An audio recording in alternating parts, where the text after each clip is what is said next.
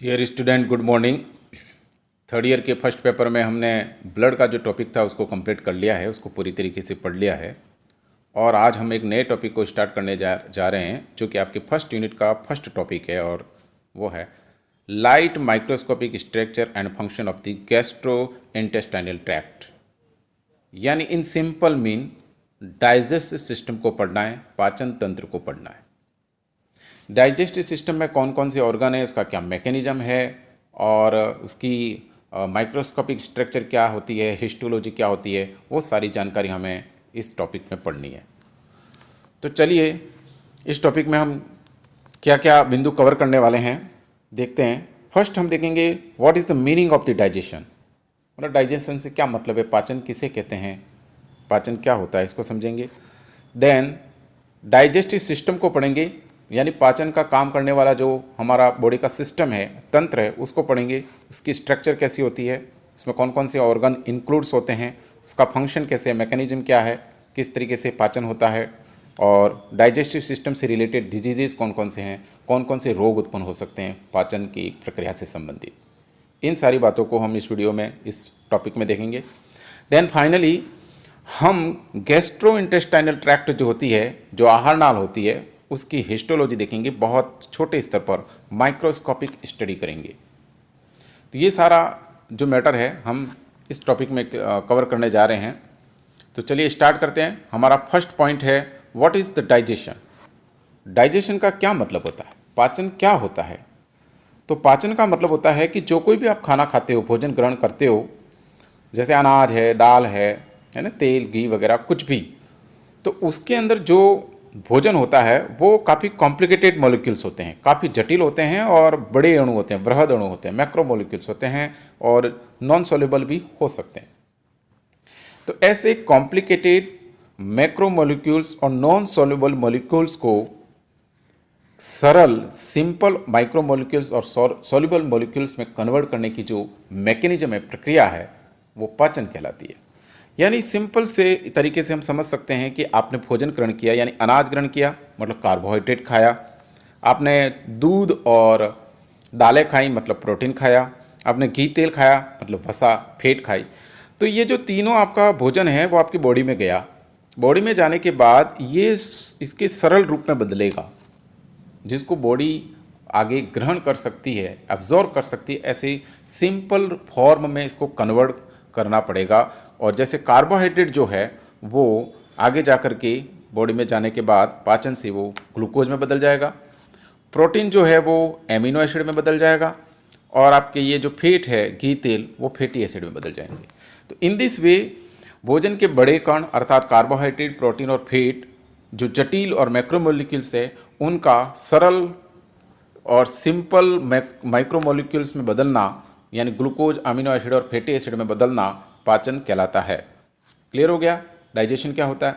अब पाचन होने के बाद में क्या होगा कि पाचन के बाद में जो आपके ग्लूकोज, अमीनो एसिड और फैटी एसिड बनेंगे, ये फिर आपके छोटी आंत में इसका अवशोषण होगा, और अवशोषण होने के बाद ये फिर ब्लड में मिलेगा। किस में मिलेगा, ये फिर ब्लड में मिलेगा, और ब्लड से ये आपके बॉडी के जितने भी सेल हैं उन सभी सेल्स में जाएगा, जितने भी बॉडी की सेल है आपकी उन सभी सेल में जाएगा, कोशिकाओं में जाएगा, और वहाँ जाने के बाद में इस ग्लूकोज का, अमीनो एसिड का और आपके फैटी एसिड का मेटाबॉलिज्म होगा, और फाइनली उससे एनर्जी प्रोड्यूस होगी, और उस एनर्जी के लिए हमारा इस मैकेनिज्म हो रहा है, और उसी एनर्जी से हमारा शरीर, हमारा जीवन संचालित होता रहता है।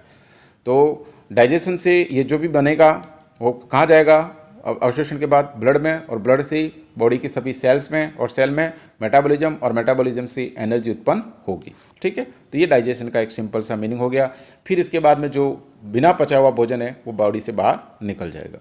ठीक है, तो अब हम देखते हैं कि डाइजेस्टिव सिस्टम जो होता है, उस डाइजेस्टिव सिस्टम स्पेशली हम ह्यूमन बींग्स, मनुष्य के संबंध में देखेंगे कि उसकी संरचना कैसी होती है, उसमें कौन कौन से ऑर्गन इंक्लूड होते हैं, और इसकी पूरी स्ट्रक्चर कैसी होती है, कौन कौन सी अंग उसमें प्रयुक्त होते हैं, उसको देखेंगे। तो डाइजेस्टिव सिस्टम जो होता है मानव का, उसको दो पार्ट में हम डिवाइड कर सकते हैं। मानव के पाचन तंत्र को हम दो भागों में विभेदित कर सकते हैं, बांट सकते हैं। पहला एलिमेंट्री कैनाल और दूसरा एसेसरी पार्ट। यानी कि ये जो पाचन तंत्र है जो मैंने चित्र में दिखा रखा है वो पूरा पाचन तंत्र है। ये सारे अंग पाचन तंत्र में काम आ रहे हैं, यानी कि भोजन के पाचन में प्रयुक्त हो रहे हैं। तो यहाँ से पाचन तंत्र स्टार्ट होता है और यहाँ से ये नली दिख रही है, इस तरीके से ये नली चलती जाएगी यहाँ तक, इस तरीके से।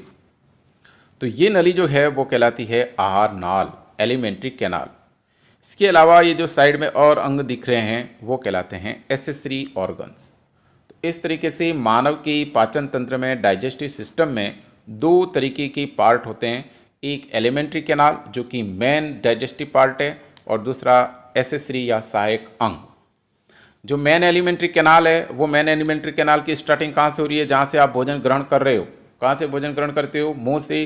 तो इस तरीके से ये मुंह से इसकी स्टार्टिंग होती है, और लास्ट में अपचित भोजन कहाँ से निकलता है? गुदा से, यानी एनस से। तो इस तरीके से ये जो आहार नाल है वो मुख से लेकर के गुदा तक फैली रहती है एक नली के रूप में। ठीक है, तो ये जो आहार नाल, एलिमेंट्री कैनाल, जिसको गैस्ट्रो इंटेस्टाइनल ट्रैक्ट भी बोलते हैं, इसका फैलाव कहाँ से कहाँ तक होता है? माउथ टू एनस, मुख से गुदा तक। इसके अंदर कौन कौन से अंग आते हैं इस पूरी नली के अंदर? यहाँ से यहाँ तक ये जो नली दिख रही है, इस नली में कौन कौन से अंग शामिल किए गए हैं? तो सबसे फर्स्ट अंग कौन सा है? ऊपर ही ऊपर माउथ है, मुख है आपका। फिर इसके बाद जो मुख है, मुख अंदर की तरफ खुलता है, जहाँ पर जीभ और दांत वगैरह होते हैं, तालू, जीभ, दांत वगैरह, उसको कहते हैं बकल कैविटी। तो मुख के बाद दूसरा पॉइंट आता है बकल कैविटी। बकल कैविटी के बाद में यहाँ पर एक छोटी सी नली दिख रही है आपको, ये ब्लू ब्लू कलर की, ये जो नली है उसको हम फेरिंग्स बोलते हैं। और इस तरीके से मुख, मुख के बाद बकल कैविटी, और बकल कैविटी के बाद फेरिंग्स, ये तीनों जो संरचनाएं हैं वो आपके पाचन तंत्र में और श्वसन तंत्र दोनों में काम आती है, क्योंकि श्वास भी यहीं से जाती है और भोजन भी यहीं से जा रहा है। ठीक है, तो पाचन तंत्र की आहार नाल का पहला अंग कौन सा हो गया? माउथ, फिर बकल कैविटी जिसे ओरल कैविटी भी कहते हैं, फिर फेरिंग जिसे हिंदी में ग्रसनी कहते हैं, और इसके बाद ये आपको ये जो लंबी सी नली दिखाई दे रही है, ये लंबी सी नली होती है, इसको बोलते हैं इसोफेगस, हिंदी में बोलते हैं इसको ग्रशिका। इसोफेगस के बाद में ये नली आप देखो आगे कंटिन्यू है इसी कलर में, इस तरीके से एक थैलेनुमा संरचना बनी है ये, और ये जो थैलेनुमा संरचना बन रही है इसे बोलते हैं स्टोमैक, आमाशय। जहाँ पर आप भोजन ग्रहण करते हो उसके बाद वहाँ पर टेम्परेरी जाकर के इकट्ठा होता है, और मेन डाइजेस्टिव ऑर्गन भी यही होता है, यहीं पर मुख्य रूप से पाचन भी होता है। फिर ये नली आगे कंटिन्यू है, इस तरीके से आप देख रहे होंगे ये। तो यहाँ से इस आमाशय के ये वाले भाग से, जहाँ मैं ऐसी लाइन खींच रहा हूँ, वहाँ से आगे तक का पूरा ये जो सिस्टम दिख रहा है वो कहलाता है इंटेस्टाइन, आंतें। और इस आंतों के अंदर जो आपको सेफ्रॉन कलर का पार्ट दिखाई दे रहा है, ये आंतों का ये वाला बीच का पूरी नली आपको कुंडलित नली दिखाई दे रही है ना, कॉइल्ड, एकदम कुंडलित नली। तो ये कॉइल्ड सैफ्रॉन कलर की जो कुंडलित नली है ये कहलाती है छोटी आंत, और ये जो ग्रीन कलर की नली है जो थोड़ी सी व्यास में, मोटाई में बड़ी है, तो ये कहलाती है बड़ी आंत। तो इस तरीके से मानव के पाचन तंत्र के एलिमेंट्री कैनाल में माउथ, माउथ के बाद pharynx, buccal cavity, buccal cavity के बाद फेरिंग्स, फेरिंग्स के बाद इसोफेगस, फिर स्टोमैक, फिर intestine. Intestine is divided into two parts, first is the small intestine and second is the large intestine. ठीक है, और एंड फाइनली एनस, जहाँ के भोजन, जहाँ पर अपचित जो भोजन होता है वो इजेक्ट होता है, बॉडी से बाहर निकाला जाता है।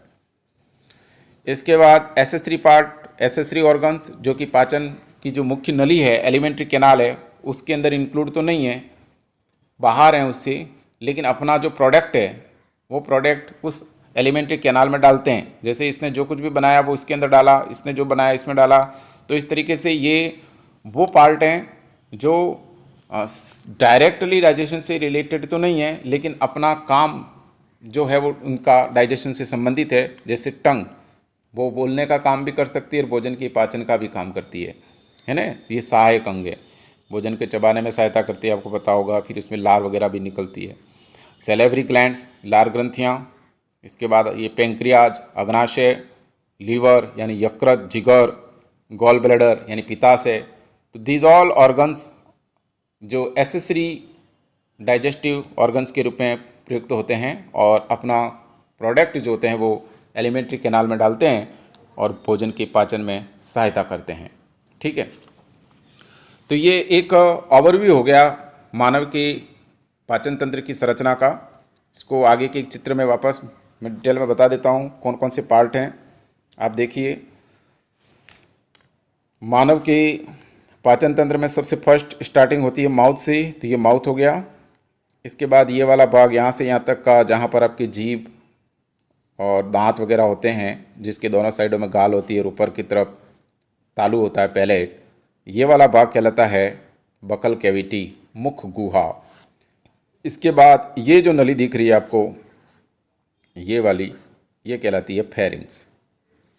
इसके बाद यहाँ से लेकर के ये जो लंबी नली दिख रही है वो कहलाती है ग्रशिका, और ग्रशिका से नीचे आप देख रहे होंगे ये आमाशय है, और फिर आमाशय से आगे ये छोटी आंत स्टार्ट हो गई, ये पूरी छोटी आंत है, और ये छोटी आंत फिर इसके अंदर खुलेगी, और ये पूरी बड़ी आंत है, और लास्ट में ये एनस है इसके नीचे।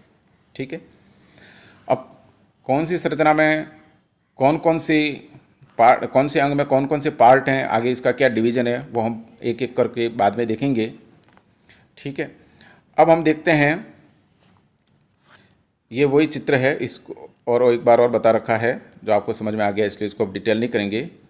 अब हम देखते हैं गैस्ट्रो इंटेस्टाइनल ट्रैक्ट क्या होती है। तो वो तो वही बात है, गैस्ट्रो इंटेस्टाइनल ट्रैक्ट का मतलब होता है एलिमेंट्री कैनाल, और एलिमेंट्री कैनाल के अंदर कौन कौन से ऑर्गन शामिल किए जाते हैं अभी मैंने सारा आपको डिस्कस करके बता दिया है कि भाई ये माउथ से स्टार्ट होता है और एनस तक समाप्त होता है, उसके अंदर कौन कौन से ऑर्गन है वो सारे मैंने बता दिए। बस मेन बात ये है कि जो एलिमेंट्री कैनाल है उसको 3 भागों में डिवाइड किया गया है, उसकी उत्पत्ति के आधार पर, एम्ब्रियोलॉजी के आधार पर। फर्स्ट आपका जो इसका फोरगट है, दूसरा आपका मिडगट है इसका, एंड फाइनली हिंदगट है ना। अग्रात्र, मध्यात्र और पश्चात्र, ऐसे 3 तरीके के एलिमेंट्री कैनाल में शामिल किए गए हैं।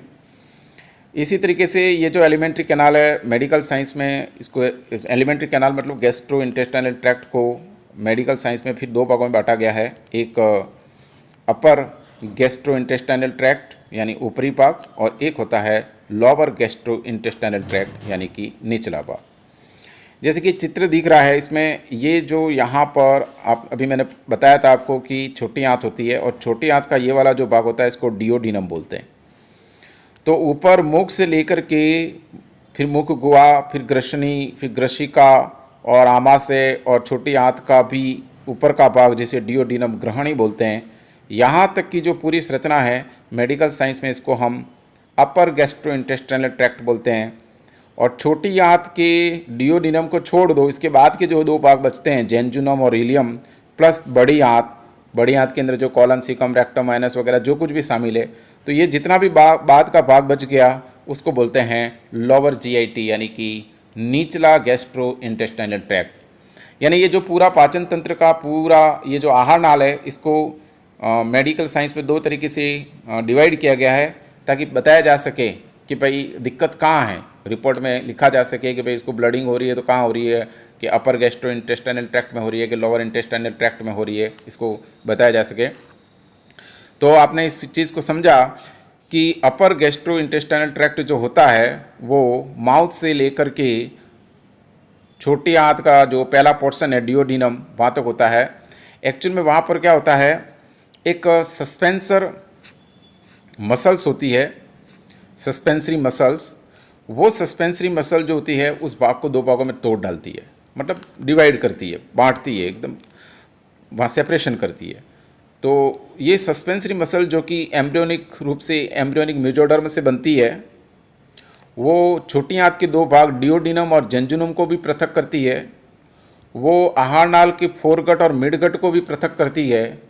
और यही सस्पेंसरी मसल मेडिकल साइंस में एनाटॉमिकली एक लैंडमार्क है अपर गैस्ट्रो इंटेस्टाइनल ट्रैक्ट और लोअर इंटेस्टाइनल ट्रैक्ट को डिवाइड करने का। ठीक है, इसके बाद में ये जो गैस्ट्रो इंटेस्टाइनल ट्रैक्ट होता है, इस गैस्ट्रो इंटेस्टाइनल ट्रैक्ट में अरबों की संख्या में माइक्रोब्स रहते हैं, सूक्ष्म जीव पाए जाते हैं। और ये जो सूक्ष्म जीव होते हैं कई हज़ार प्रकार के होते हैं, और इनका मुख्य काम है कि वहाँ पर अपने द्वारा कुछ प्रोडक्शन उसमें छोड़ा जाएगा, जिससे वो मेटाबॉलिज्म में हेल्प करते हैं, हमारे प्रतिरोधक क्षमता, रोग प्रतिरोधक क्षमता जिसको इम्यून सिस्टम कहते हैं, उसमें भी हेल्प करते हैं। यानी ये जो माइक्रो ऑर्गेनिज्म होते हैं, सूक्ष्म जीव, जीवाणु, विषाणु वगैरह जो होते हैं, वो हमारे लिए बहुत ज़रूरी हैं। स्पेशली बैक्टीरिया की बात चल रही है यहाँ पर, वो बहुत ही ज़रूरी है, क्योंकि इन बैक्टीरिया के द्वारा कुछ स्पेशल टाइप का केमिकल सीक्रेट किया जाता है जो हमारे हेल्थ के लिए, इम्यून सिस्टम के लिए, मेटाबॉलिज्म के लिए बहुत ज़्यादा ज़रूरी होता है। इसीलिए हमें कोई भी दवाई लेने से पहले अच्छी तरह से समझ लेना चाहिए कि कहीं वो दवाई हमारे जो खराब जीवाणु हैं, जो हमें बीमार कर रहे हैं, हानि पहुंचा रहे हैं, उन जीवाणुओं को मारने के साथ साथ कहीं हमारे शरीर के लिए आवश्यक, लाभदायक, बेनिफिशियल बैक्टीरिया को नहीं मार दे। इसलिए एंटीबायोटिक्स हमेशा डॉक्टर से पूछ करके ही लेनी चाहिए, अदरवाइज़ नुकसान भी हो सकता है। क्योंकि एक बार अगर ये माइक्रोब्स जो आपके पेट के रहते हैं, पेट मतलब मैं बहुत ऊपर की लैंग्वेज बता रहा हूँ, सुपरफिशियली बता रहा हूँ, मतलब रियली ये इंटेस्टाइन में रहते हैं, आपकी गट में रहते हैं, और अगर ये गट में रहने वाले माइक्रोब्स डिस्टर्ब हो गए तो डेफिनेटली आप हमेशा के लिए बहुत बड़ी बीमारी में पड़ सकते हो। ठीक है। नाउ ये गैस्ट्रोइंटेस्टाइनल ट्रैक्ट होता है, इसकी जो पूरी सरफेस होती है, सरफेस के द्वारा कई प्रकार के हार्मोन्स सीक्रेट किए जाते हैं, जैसे गैस्ट्रीन है, सिक्रेटिन है, कोलसिस्टोकाइनिन है, गैरेलिन है, ऐसे कई सारे हार्मोन हैं, और ये हार्मोन भी भोजन के पाचन में अहम भूमिका निभाते हैं।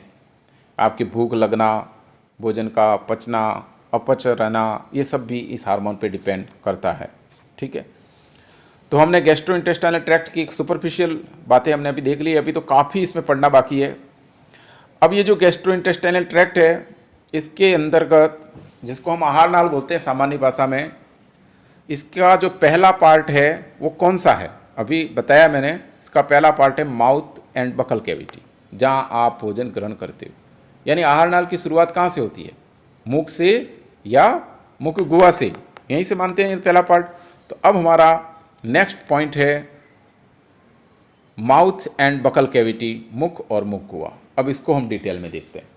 अभी तक हमने देख लिया, पूरी आहार नाल का ओवरव्यू देख लिया। अब इस आहार नाल के विभिन्न अंग हैं, उन अंगों में से हम एक एक करके सभी अंगों का डिटेल करेंगे। तो पहला अंग कौन सा है? माउथ एंड बकल कैविटी, मुख और मुख गुहा। मुंह नहीं हो, मुख, मुंह में तो पूरा आ जाता है, हेड के ऊपर पूरा।